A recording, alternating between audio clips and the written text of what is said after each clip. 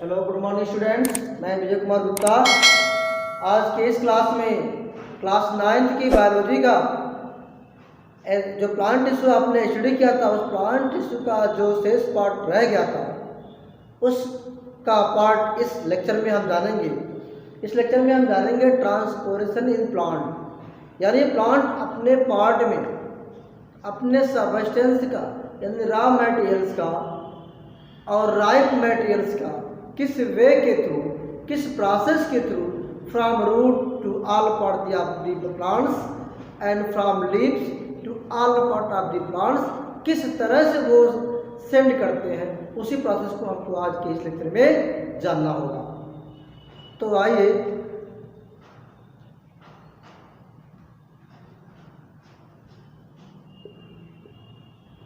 Transportation in plant. Dear students, एक transportation एक बहुत कॉम्प्लेक्स प्रोसेस है। Transportation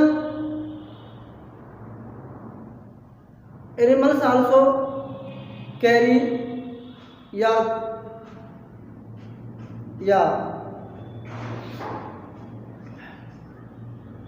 change their place from one to other place, but in the process of plants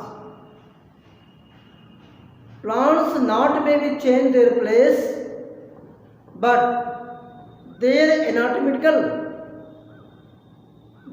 internal bodies, different types of materials, raw materials and ripe materials also transported from all parts of the body.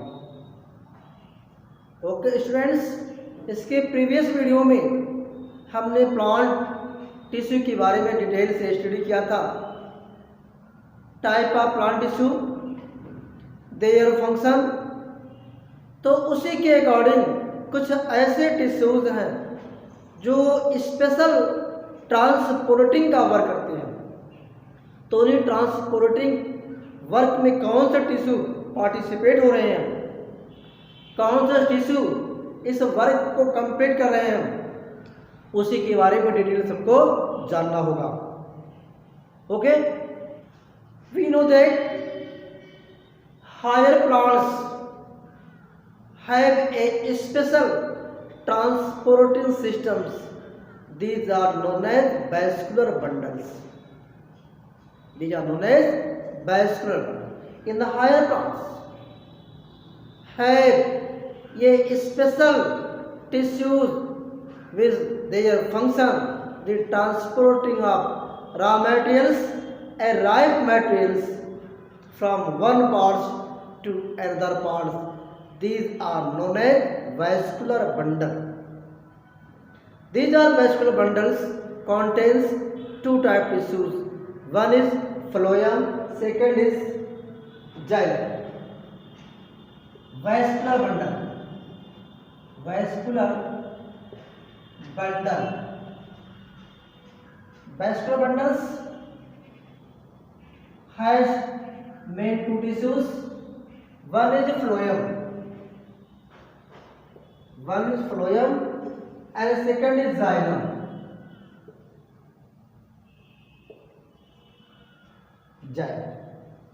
इसके place को थोड़ा change कर लीजिए। क्यों? देखिए, जो phloem होते हैं वो उनके फूड को ट्रांसपोर्ट करते हैं, और जो जाइलम होते हैं वो उनके रॉ मटेरियल्स को, यानी जो उनके फूड प्रोडक्शन में पार्टिसिपेट होने वाले जो रॉ मटेरियल्स होते हैं उनका कंडक्ट करने वाले जाइलम्स होते हैं। इसलिए जाइलम को पहले यूज करेंगे और फ्लोएम को बाद में यूज करेंगे, क्योंकि pहले खाना बनाएंगे तभी तो खाया जाएगा। तो खाना बनाने वाला कौन सा है? ये जाइलम होता है।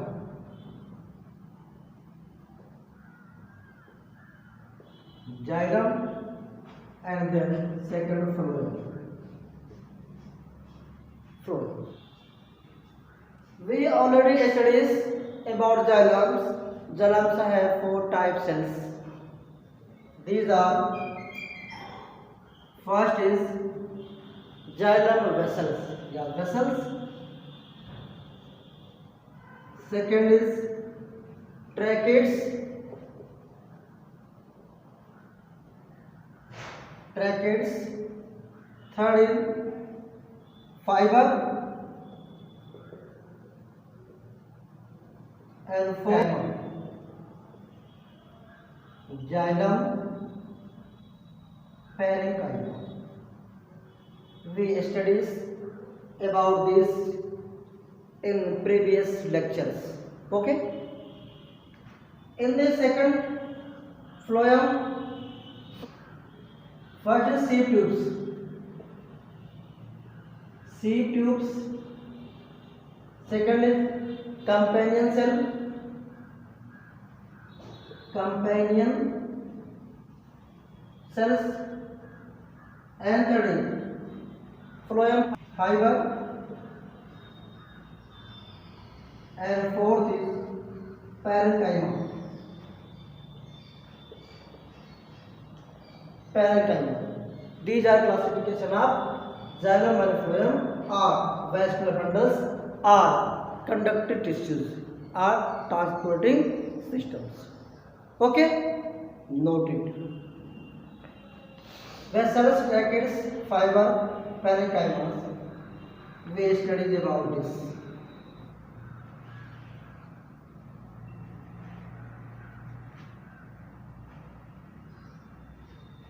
Xylems. The main function of this xylem: transport or carry mineral and water from soil with the help of roots and send all parts of the plants. Okay. The xylem carries. The xylem carries up water and minerals,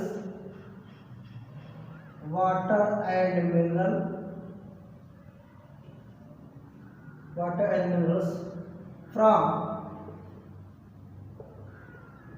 root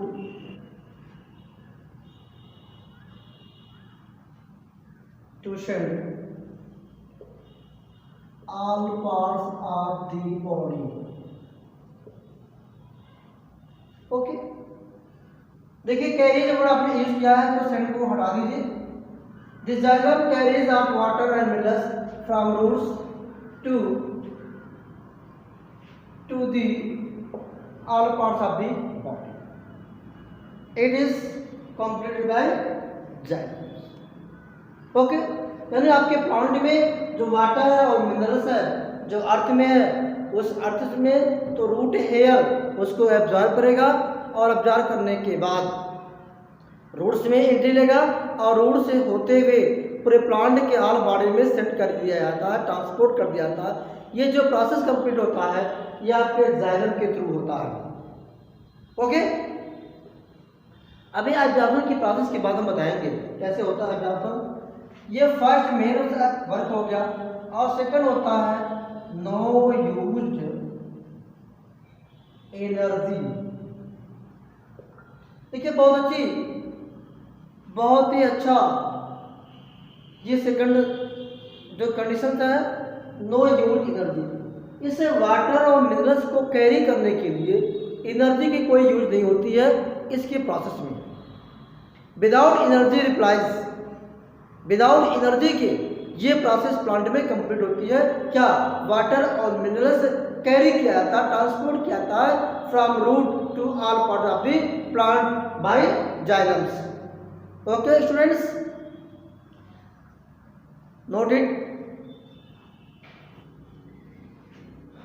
next देखिए xylem में 4 type के tissues होते हैं, component होते हैं. xylem has 4 type के components but in the 2 mains. तो heading में आप नोट कर लेंगे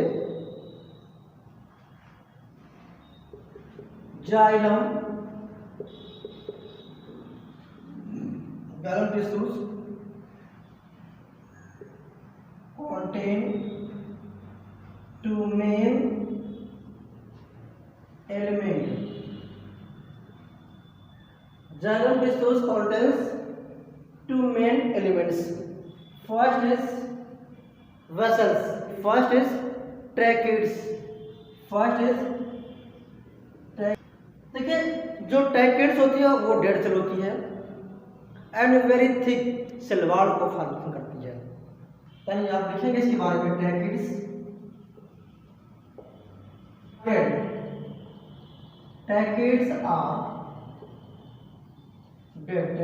are dead and highly thick walled.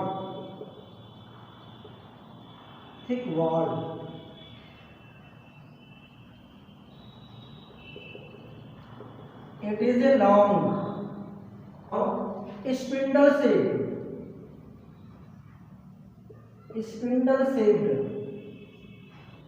shaped cells with in their thick wall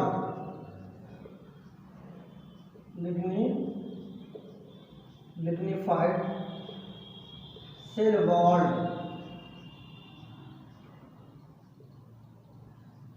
ठीक है, देखिए tracheids, what is tracheids? Tracheids are dead and highly thick walled. It is a long spindle shaped cells with pits in their thick long lignified cell. यानी जो फिगरा ये देख लेते हैं इसकी,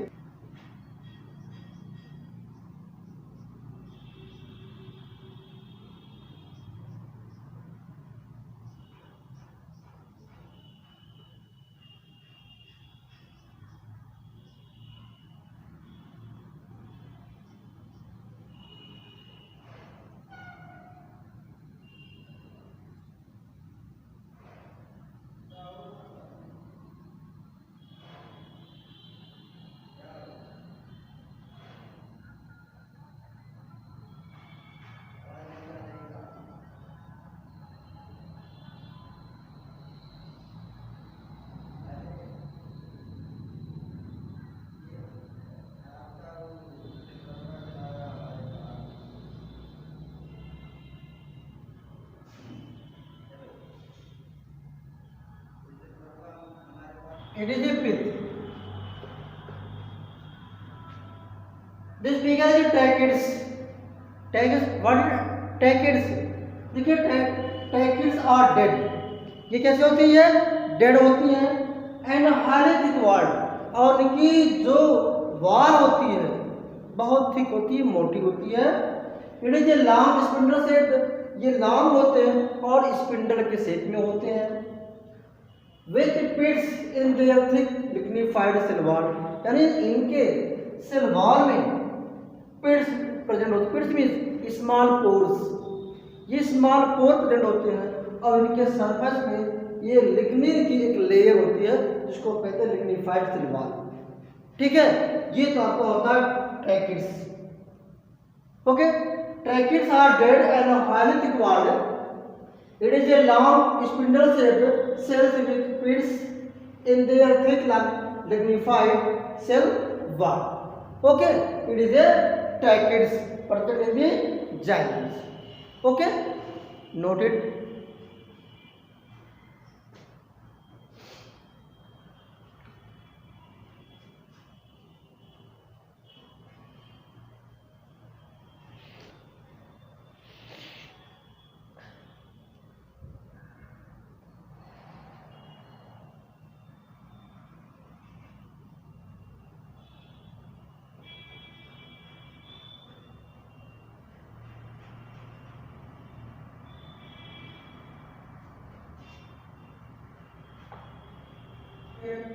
Vessels.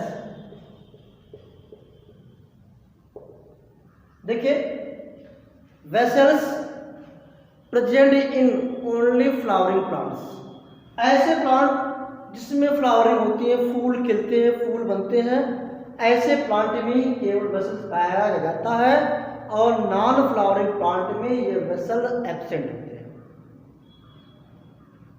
ठीक है ना। मैं इसके बाद जो आने वाला चैप्टर होगा उस चैप्टर में जो डाइवर्सिटी है, उन डाइवर्सिटी में हम बताएंगे कि प्लांट को किस बेस पे, किस इंक्रीजिंग ऑर्डर में उनको क्लासीफाई किया गया है। या नेक्स्ट वीडियो में या नेक्स्ट चैप्टर में हम इसके बारे में डिटेल से इसकी स्टडी करेंगे। लेकिन जो वेसल्स होते हैं, ये vessel is a component of the xylem या element of the xylem, but vessels only present in the flowering plant but absent in the non flowering plant. यानी जो फ्लावर का फॉर्मेशन करने वाले प्लांट होते हैं उसमें ये वेसल्स प्रेजेंट होता है, और जो फ्लावर का नाम यानी फ्लावर का फॉर्मेशन करने वाले जो प्लांट नहीं होते हैं उनमें वेसल्स का फॉर्मेशन नहीं होता है। अब आप जानेंगे कि आपके अगल बगल जितने भी प्लांट आप देखते हैं उसमें फूल उगता है, तो कौन सा ऐसा प्लांट है जिसमें फ्लावर नहीं होती, फूल नहीं होता है। इसके बारे में हम डाइवर्सिटी के चैप्टर में डिटेल से स्टडी करेंगे, उसके बारे में भी कोई बात नहीं करेंगे। बस केवल आप जानेंगे vessels is a main element of the xylem. Vessels present in only flowering plant but absent in the non-flowering plant. Okay, अब इसके बारे में कुछ वर्ड्स हैं जो आज इसके बारे में हम नोट करते हैं। Vessels is a long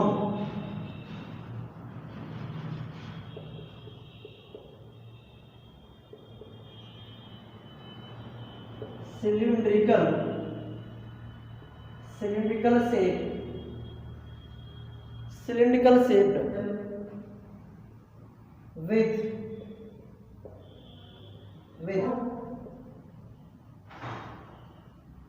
even diameter throughout the length. Vessels are found only in flowering plant. ठीक है। Vessels is a long cylindrical shaped cells. जो वेसल्स होती है ये लॉन्ग होती है और सिलिंड्रिकल होती है, ट्यूब के शेप में होती है इसकी cells, with almost even diameter throughout the length, पूरी लेंथ में ही वो सिलिंड्रिकल होती है और ट्यूब के शेप में होती है। Vessels are found only in the flowering plant. जो वेसल्स है हमने आपको बताया कि ओनली फ्लावरिंग प्लांट में प्रेजेंट होते हैं, जबकि नॉन फ्लावरिंग प्लांट्स में एब्सेंट होते हैं। लेकिन ये जानिए कि जो नॉन फ्लावरिंग प्लांट्स होते हैं वहाँ तो वेसल्स एब्सेंट होता है, लेकिन उसमें वेसल्स का वर्क जो करने वाले होते हैं वो ट्रैकिड्स ही करता है। ठीक है ना। जो जाइलम्स होते हैं इन टू के बाद फाइबर भी होते हैं और पैरेन्काइमा भी होते हैं। जब वो प्लांट ओल्ड होने लगता है तो ये जाइलम में प्रेजेंट होने वाले जो फाइबर हैं और पैरेन्काइमा है वही वुड का फॉर्मेशन करने लगते हैं। ठीक है, तो उन दोनों के बारे में हम स्टडी इसके पहले वाले वीडियो में कर चुके हैं। इसमें केवल हम ट्रांसपोर्टिंग की बात करते हैं, तो ट्रांसपोर्टिंग में केवल आपका वेसल्स आते हैं और ट्रैकिड्स आते हैं, और ये दोनों मिल करके आपके वाटर और मिनरल्स को कैरी करते हैं, ट्रांसफर करते हैं from root to the all part of the plant. Okay, आइए इस वेसल्स का फिगर देखते हैं।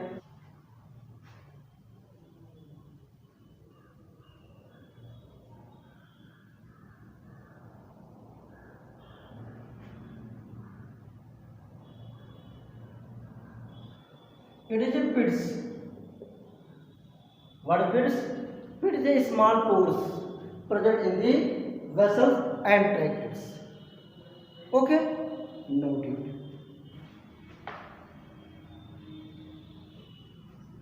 आइए नेक्स्ट हेडिंग की बात करते हैं, एसेंट ऑफ सेल।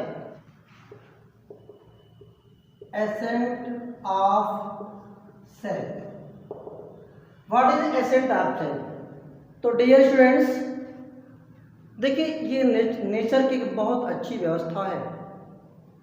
सपोज कर लीजिए आपके घरों में 10 मंजिला बिल्डिंग बना हुआ है, तो नीचे से ऊपर तक आपको वाटर की सप्लाई करने के लिए हम मोटर का यूज करते हैं। पाइप लगाते हैं, मोटर के थ्रू उस पानी को हम सेंड करते हैं। क्या इस प्लांट में भी कोई मोटर लगा हुआ है? इतने बड़े बड़े आपके प्लांट होते हैं, यूकेलिप्टस आप देखेंगे बहुत लंबे लंबे होते हैं। क्या उस प्लांट में भी कोई मोटर लगा हुआ है कि किसके थ्रू वो पानी और मिनरल्स रूट से होकर के उसके लीफ में जा रहा है? आप जानते हो कि प्लांट का जो फूड मेटेरियल्स का प्रिपरेशन होता है वो उनके लीव्स में होता है। और किसी भी प्लांट को अगर वाटरिंग करते हैं, सिंचाई करते हैं, पानी देते हैं, तो उस प्लांट के रूट्स को देते हैं ना। आप देखे होंगे, पानी दिए भी होंगे और दे रहे होंगे भी और दीजिए भी। तो पानी की जरूरत कहाँ पे है? हमारे लीव्स को है, क्योंकि फूड का फॉर्मेशन वहाँ ही होता है, ग्लूकोज का फॉर्मेशन वहाँ ही होता है। अब ग्लूकोज के फॉर्मेशन पे जो आपके रॉ मटेरियल्स हैं वो मेन रूप से आपके होते हैं कार्बन डाइऑक्साइड और वाटर्स। और क्लोरोफिल तो उसके प्लांट में प्रेजेंट है, लीव्स में प्रेजेंट है, सनलाइट तो प्रेजेंट ही है। तो भोजन क्या बनने का जो प्रोसेस होता है वो तो लीव्स में होता है। लीव्स में जब मैं आपको सेल्स पढ़ा रहा था, उस सेल्स में एक होता है chloroplast. Chloroplast is also known as kitchen of the cells. जो प्लांट का जो किचन पार्ट है, जैसे आपके घरों में किचन होगा, एक किचन अलग होता है आपके रूम से, इसी तरह की व्यवस्था हमारे प्लांट में भी है, वो लीव्स में है।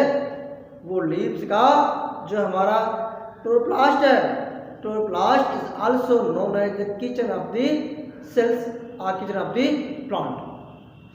तो सपोज कर लीजिए प्लांट आपका मान लीजिए 50 मीटर का प्लांट है।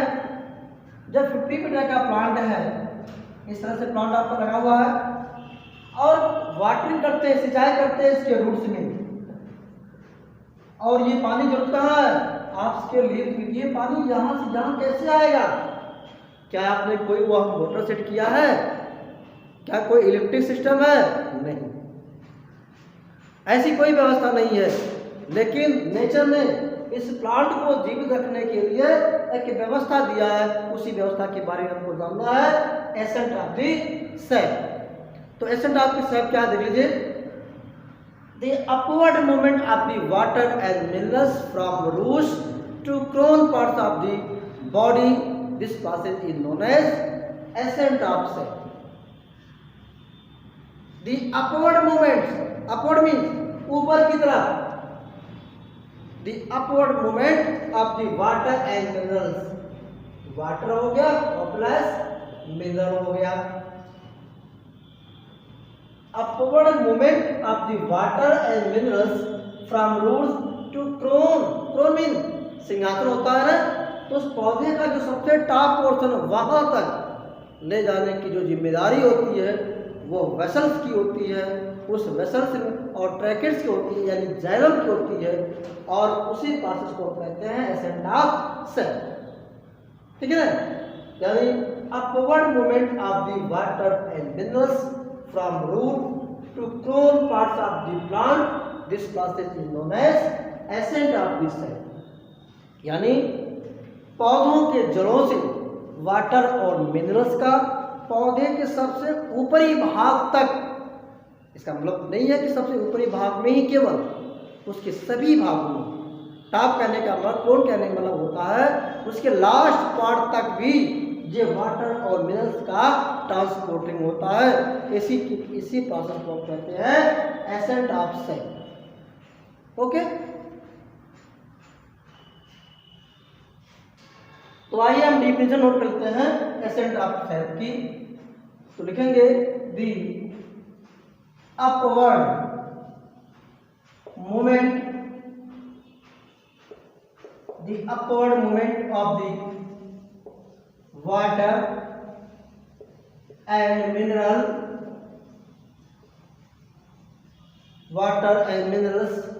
from roots to the crown part of the body of plant. This process is known as ascent of cell. Okay students, the upward movement of water and minerals from roots to the crown part of the body of plant, this process is known as ascent of cell. ठीक है ना, note कर लीजिए। Next heading आइए। अभी तक तो आपने देखा कि प्लांट के रूट से उसके क्रोन पार्ट तक असेंड करने की प्रोसेस जो हो रही थी उसको आपने एसेंट ऑफ सेल कहा है। तो क्या रूट में ही वाटर पहले एंट्री करता है? नहीं, रूट के पहले सॉयल से वाटर और मिनरल्स रूट हेयर में एंट्री लेता है और रूट हेयर से होकर के रूट में एंट्री लेता है, फिर रूट से होते हुए फिर वो सेंड करता है। तो आइए हम एक हेडिंग पढ़ते हैं, mechanism of absorption of water and minerals from soil. Mechanism of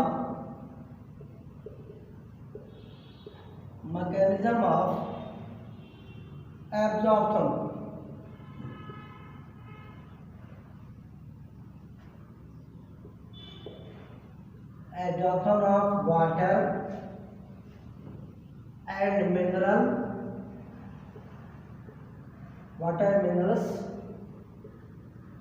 from soil. Mechanism of absorption of water and minerals from soil in root. ठीक है ना, हेडिंग आपका है mechanism of absorption of water and minerals from soil into the roots. इन roots में किस तरह से ये वाटर और मिनरल्स सॉइल से रूट में एंट्री करता है, तो उसकी प्रोसेस को हमको जानना है। आइए हम बात करते हैं। सपोज कर लीजिए ये आपका एक प्लांट, ये रूट, ये इस प्लांट का स्टेम है।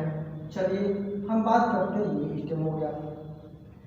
स्टेम के बाद ये आपका निकला हुआ है रूट्स हो गया है। इस रूट के बीच में आपका मतलब क्या है, ये वाटर है और मिनरल्स है। ठीक है, इसी में आपका वाटर प्लस मिनरल और मिक्स है। अब इस रूट से निकला हुआ रूट है या इस तरह से बहुत पतले पतले thin hair like structure, it is known as roots hair. Root hair देखिए, ये आपका सेल्स है। सपोज करिए ये सेल्स आपके हैं। अब यहां का जो कंसंट्रेशन होगा,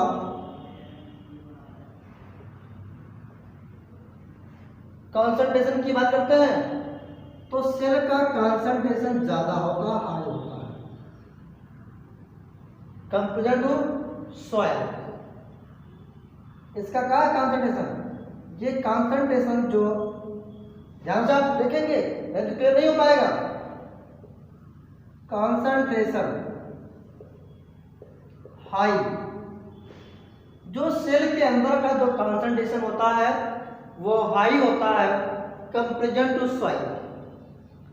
अब ऐसे में जो आपके वाटर्स होते हैं वो इंडो ऑस्मोसिस करते हैं, डिफ्यूज हो जाते हैं। यानी यहां से इंडो ऑस्मोसिस करके वाटर इनके सेल्स में एंट्री कर लेते हैं। जब इनके सेल्स में एंट्री कर लेंगे, यानी रूट हेयर की बात हो रही है, तो ये एब्जॉर्ब हो गया। ऐसे में इनका जो सेकंड सेल होता है, इनका कंसंट्रेशन हाई है कंपेयर टू फर्स्ट सेल के।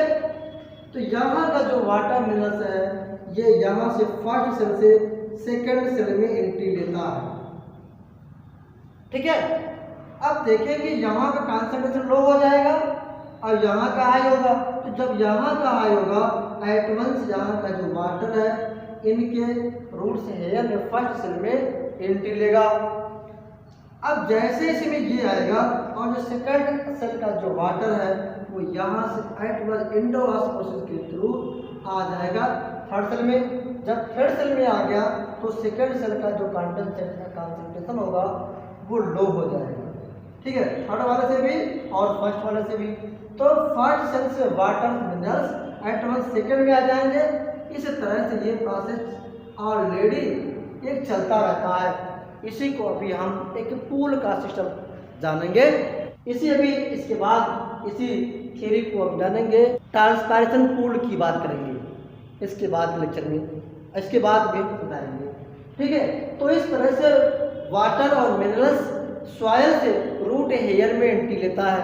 तो रूट से हेयर से फिर रूट में एंट्री लेगा, रूट से स्टेम में आएगा और स्टेम से होते हुए उनकी ब्रांचेस में आएगा और ब्रांच से होते हुए उनके लीव्स में एंट्री होगा और लीव्स में फूड का फॉर्मेशन होता है, जिसको कहते हैं फोटोसिंथेसिस की प्रोसेस। तो फोटोसिंथेसिस की प्रोसेस हमने आपको इसके प्रीवियस लेक्चर में बताया था। ये होता है CO2 और प्लस H2O का 12 मॉलिक्यूल्स, ये आपका बन जाता है C6H12O6 प्लस O2 निकल जाता है ये बाई प्रोडक्ट की फॉर्म में और प्लस 6 मॉलिक्यूल ऑफ वाटर, ठीक है। तो ये जो CO2 हो गया ये तो हमारा एटमॉस्फेयर में आ जाता है और जो वाटर के मॉलिक्यूल्स होते हैं वो हमारे सॉइल से आते हैं और इसके लीव्स में प्रेजेंट होता है क्लोरोफिल जो हमारा पिगमेंट होता है, ठीक है। और ऊपर क्या है, ऊपर सनलाइट है, सनलाइट को एब्जॉर्ब कर लेते हैं, इस तरह से फूड का फॉर्मेशन हो जाता है। तो ये वाटर और मिनरल्स का जो एब्जॉर्प्शन की प्रोसेस थी ये आपने देखा कि mechanism of absorption of water and minerals from soil into roots. Okay students, इसको नोट कर लीजिए।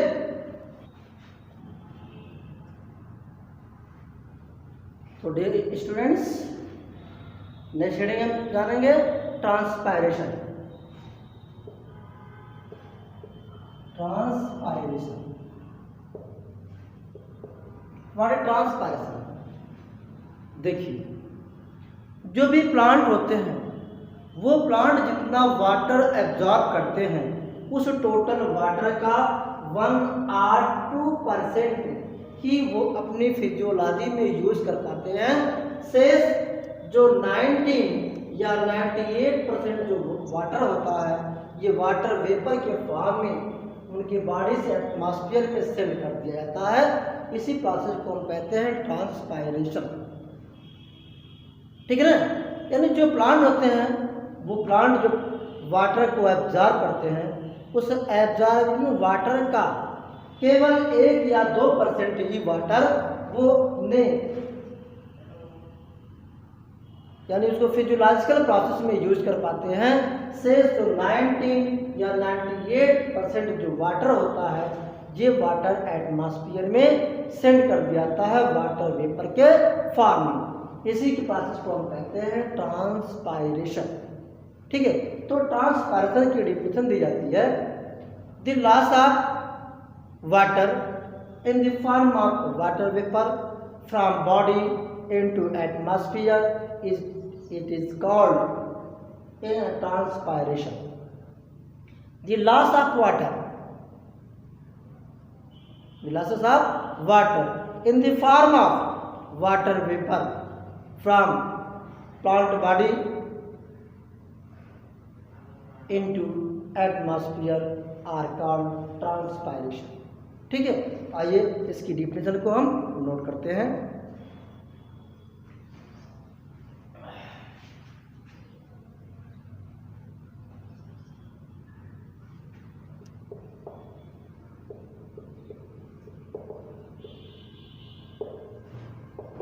Transpiration,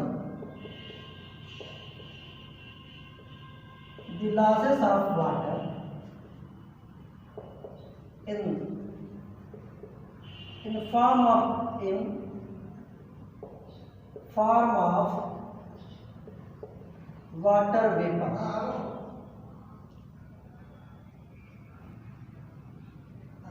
from the aerial parts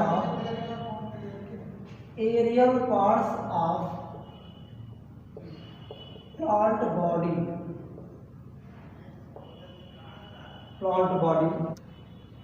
ये होता है mostly leaves is called transpiration.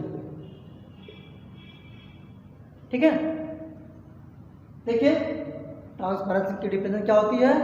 या product the losses of water in the form of water vapour from the aerial parts of the plant body mostly leaves is called transpiration. Aerial means यानी जो अर्थ के ऊपर का plant का जो भी part होता है उसको एरियल पार्ट कहते हैं। ठीक है, और जो अर्थ के अंदर होता हो तो रूट का पार्ट हो गया। ठीक ना, ये आपका ट्रांसपेरेंसी की डिफिनेशन हो गई, इसको नोट कर लीजिए। नेक्स्ट हेडिंग है टाइप ऑफ ट्रांसपेरेंसी।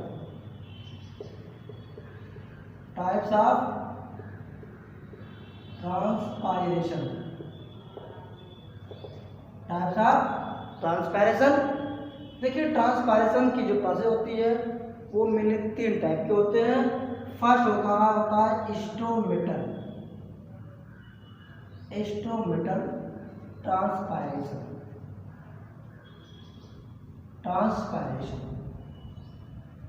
ये पौधे का लगभग 70% होता है।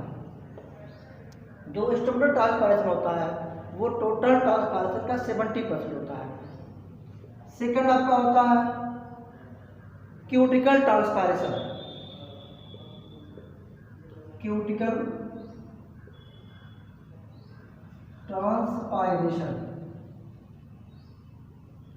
ये भी लगभग 20% मान लेते हैं क्यूटिकल ट्रांसपायरेशन। थर्ड आपका होता है लेंटिकुलर ट्रांसपायरेशन। लेंटिकुलर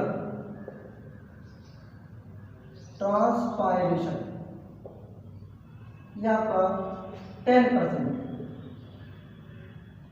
देखिए स्टोमेटल ट्रांसपायरेशन क्या होता है? हमने स्टोमेटा के बारे में इसके प्रीवियस लेक्चर में जान चुके हैं। क्या होता है stomata? Stomata is a टिनी pores present on the lower surface, mainly lower surface of the leaves. जो स्टोमेटा होते हैं वो प्लांट के लोअर सरफेस पे भी प्रेजेंट होते हैं और अपर सरफेस पे भी प्रेजेंट होते हैं। अब वो डिपेंड करता है टाइप ऑफ प्लांट पे। प्लांट किस तरह से इन्वायरमेंटल में वो ग्रो किया है उस पर डिपेंड करता है। अगर हम बात करते हैं एक्वाटिक प्लांट की, एक्वाटिक प्लांट का मतलब जो जलीय पौधे की बात करते हैं जो जल में उगते हैं, तो उनके जो स्टोमेटा होते हैं वो लोअर लीव्स पे और अपर लीव्स पे बहुत ज़्यादा स्टोमेटा होते हैं क्योंकि उनको ज़्यादा से ज़्यादा वाटर लॉस करना होता है। लेकिन जो डिजर्ट एरिया में ग्रो करते हैं प्लांट जिसको हम कहते हैं जीरोफाइटिक प्लांट, वो जीरोफाइटिक जो प्लांट होता है वो प्लांट के लोअर साइड में स्टोमेटा होते हैं और बहुत ही कम होते हैं और वो उनकी लीव्स क्या होती है ये वाटर लॉसिंग ना होने पाए, जिसके लिए उनकी जो लीव्स होती है वो स्पिक्यूल्स में, स्पाइन्स में, कांटों में रूपांतरित हो जाती है जिससे वाटर का लॉसिंग मिनिमम हो सके। ये तो डिजर्ट की बात हो गई। लेकिन जो मेन रूप से दोनों के मिडिल एरिया में प्लांट ग्रो करने वाले होती हैं, यानी प्लेन जगहों पे जहाँ पे न ज़्यादा पानी होता हो न ज़्यादा सूखा होता हो, ऐसे प्लेस की अगर हम बात करते हैं तो ऐसे प्लेस पे जो स्टोमेटा होते हैं वो मेन रूप से पौधे का जो लीव्स है वो लीव्स के लोअर पार्ट में स्टोमेटा होते हैं और अपर पार्ट में या तो होते ही नहीं हैं या बहुत ही कम होते हैं। तो जो वाटर का लॉसिंग की जो प्रोसेस होती है ये इन स्टोमेटा के थ्रू होता है। जो उनके बॉडी में एक्स्ट्रा वाटर होता है वो लॉस करना भी जरूरी होता है, इसी को कहते हैं स्टोमेटल ट्रांसपायरेशन। सेकंड आपका होता है क्यूटिकल ट्रांसपायरेशन। देखिए जो क्यूटिकुलर ट्रांसपायरेशन होता है वो लीव्स के अपर साइड में एक क्यूटिकल्स होता है, यानी टोटल प्लांट के पार्ट में क्यूटिकल्स होता है, उस क्यूटिकल के थ्रू वाटर लॉसिंग भी होता है। और लेंटिकुलर मीन्स होता है पौधे किसी भाग में कट पिट जाते हैं, ऐसे पार्ट में जिसको गुटेशन भी कहते हैं, वहाँ से भी वाटर के वेपर में लॉस होने की प्रोसेस को उसको लेंटिकुलर्स या गुटेशन प्रोसेस भी हम कहते हैं। ठीक है, तो इसको नोट कर लीजिए।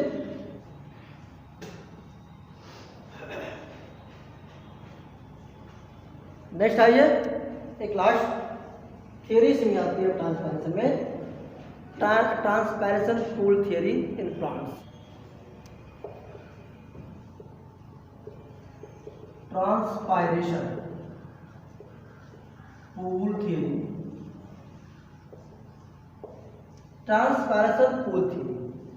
ट्रांसपैरेशन को आप जान चुके हैं, losing of water in water vapour के फॉर्म में। पूल मीन्स होता है खींचा, और थियरी में थियरी होता है। देखिए, ये सपोज कर लीजिए ये कोई एक प्लांट है, ये आपका स्टेम हो गया, और यहां से आपके रूट्स निकले होते हैं, रूट हेयर भी ऐसे है, ये सभी बीच में आपके सॉइल्स है, सॉइल के पार्टिकल्स अटैच है। हम जानते हैं कि जो वाटर का लॉसिंग होता है वो मेन रूप से आपके लीव्स के थ्रू होता है। ठीक है, जो वाटर का लॉसिंग होता है ये लीव्स से मेन रूप से होता है, जिसको हम कहते हैं इंस्ट्रूमेंटल ट्रांसपायरेशन। ये आपको होगा लीव्स। तो जब यहाँ का वाटर, लीव्स का वाटर जब ये ट्रांसपोर्ट हो जाएगा, सेंडिंग हो जाएगी, ठीक है, निकाल दिया जाएगा वाटर के वेपर के फॉर्म में, ऐसे में वहाँ लीव्स में वाटर की डिफिशियंसी हो जाती है। जब लीव्स में वाटर की डिफिशियंसी हो जाती है तो वह लीव्स फिर अपने पेटियोल से वाटर को खींचता है। जब पेटियोल से वाटर को खींच करके लीव्स में ले जाएगा तो पेटियोल्स में वाटर की डिफिशियंसी होगी, फिर वो जो पेटियोल्स है वह पेटियोल्स स्टेम से वाटर की डिमांड करेगा। तो जब पेटियोल्स स्टेम से वाटर की डिमांड करेगा तो जो स्टेम में वाटर है वो पेटियोल्स में आ जाएगा। ऐसे में अब स्टेम के पार्ट में वाटर की डिफिशियंसी हो जाती है। अब वो स्टेम क्या करेगा, अब रूट से वाटर की डिमांड करेगा कि मुझे पानी दो, तो रूट अब वाटर की सप्लाई करेगा स्टेम को। ऐसे में अब रूट के पास भी वाटर की डिफिशियंसी होगी, फिर रूट्स वाटर का डिमांड करेगा रूट हेयर से, और रूट हेयर सॉइल से। इस तरह से रूट में एक सक्शन प्रेशर बन जाता है, जिससे वाटर का खिंचाव होने लगता है। इसी को कहते हैं ट्रांसपायरेशन पूल थियरी। वह क्लियर? एक बार फिर से रिपीट कर देते हैं। देखिए, ट्रांसपायरेशन पूल थियरी होने का मतलब होता है जिस प्लांट में वाटर की लॉसिंग जितना ही ज़्यादा होगा, ट्रांसपायरेशन की प्रोसेस जितना ही ज़्यादा होगी, जितनी स्पीड से होगी, वह प्लांट उतना ही वाटर को एब्जॉर्ब करेगा। ठीक है, क्योंकि वाटर तो मस्ट है उस प्लांट के लिए, क्योंकि बिना वाटर के कोई प्लांट रह नहीं पाएगा, उसकी फोटोसिंथेसिस की प्रोसेस होगी नहीं, और उसके जो सॉल्वेंट होते हैं उस सॉल्वेंट का जो भी ट्रांसपोर्टिंग अगर होगा तो किसके थ्रू होगा, किसके थ्रू होगा, वो वाटर के थ्रू होगा। तो ऐसे में जब वाटर की लॉसिंग इंक्रीज होती है तो लीव्स में वाटर की डिफिशियंसी होगी। अब लीव्स वाटर का डिमांड करेगा अपने पेटियोल से, और पेटियोल्स वाटर की डिमांड करेगा स्टेम से, स्टेम वाटर का डिमांड करेगा अपने रूट से। इस तरह से रूट्स में एक सक्शन प्रेशर बन जाता है। इसी के प्रोसेस, इसी के थ्रू पौधों में जो वाटर है, वाटर रूट से होती हुई लीव्स में इसकी प्रोसेस चलती रहती है। इसी को कहते हैं ट्रांसपायरेशन पूल थ्योरी, यानी जल का खिंचाव होना। ठीक है ना? तो इसी को कहते हैं ट्रांसपरेशन पूल थ्योरी। देखिए अगर इसका एक स्ट्रक्चर बनाना चाहेंगे सिंपल में ऐसे लिख सकते हैं, लीव्स हो गया, लीव्स वाटर का, ये लीव्स क्या करेगा, ये वाटर का लॉस करेगा, ये हो गया आपका ट्रांसपायरेशन, वाटर के फॉर्म में करेगा। फिर वाटर डिमांड करेगा किससे, पेटियोल से, पेटियोल से करेगा, और फिर पेटियोल किससे करेगा, इस तरह से पेटियोल किससे करेगा, स्टेम से करेगा वाटर की डिमांडिंग, वाटर किससे करेगा, रूट से करेगा, और रूट किससे होगा, रूट लेयर से होगा, ठीक है।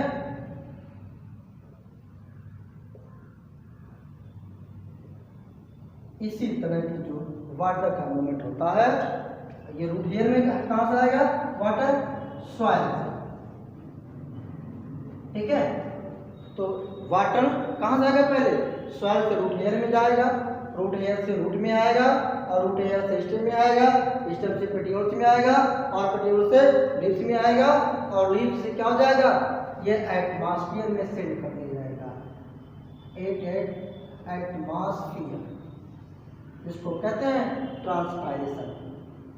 इसी प्रोसेस को कहते हैं ट्रांसपायरेशन पूल थियरी, ठीक है। इसको नोट कर लीजिए। चलिए एक हेडिंग छोटा सा आपका छूटा हुआ है फ्लोएम के बारे में, तो आइए फ्लोएम की बात कर लेते हैं। फ्लोएम, देखिए फ्लोएम भी ट्रांसपोर्टिंग का वर्क करता है। हमने आपको बताया था कि जाइलम और फ्लोएम, तो ये प्रोसेस अभी तक आपको जाइलम की चल रही थी, वाटर है मिनरल का कैरी कर रहा है, लेकिन जो फ्लोएम है वो आपके फूड मटेरियल्स को सेंड करेगा कहाँ से, from leaf to all parts of the plant, ठीक है। तो जो फ्लोएम होते हैं, देखिए कभी कभी बच्चे कंफ्यूज होते हैं कि जाइलम का वर्क क्या है और फ्लोएम का वर्क क्या है। तो देखिए जाइलम होने का मतलब, जाइलम में वाटर मिनरल्स को ले जा रहा है, जाइलम जा रहा है कहाँ से, नीचे से ऊपर वाटर मिनरल को लेके जा रहा है, जाइलम हुआ। और जो फ्लोएम है वो ऊपर से फूड मटेरियल्स को लीफ से फ्लो कर रहा है, गिरा रहा है, कहाँ, यानी मोस्टली उसके निचले पार्ट में। तो इसलिए इस तरह से अगर ये दो वर्ड्स आप अपने माइंड में सेटअप कर लेंगे, जाना और फ्लो करना, गिराना, तो कभी आप कंफ्यूज होंगे ही नहीं। तो हम बात करते हैं फ्लोएम की। ये फ्लोएम आपके फूड मटेरियल्स को ट्रांसपोर्ट करता है from leaf to all parts of the plant, okay. इस प्रोसेस में देखिए फ्लोएम की प्रोसेस में जो एनर्जी यूज्ड होती है वो विदाउट एनर्जी के फ्लोएम की प्रोसेस नहीं होगी, वह एनर्जी यूज किया जाता है। तो बस इतना ही ट्रांसपोर्टिंग का सिस्टम रहा प्लांट के। इसके बाद का जो नेक्स्ट लेक्चर है एनिमल टिश्यू, इसके नेक्स्ट वीडियो में लेके आएंगे। तब तक के लिए जय हिंद।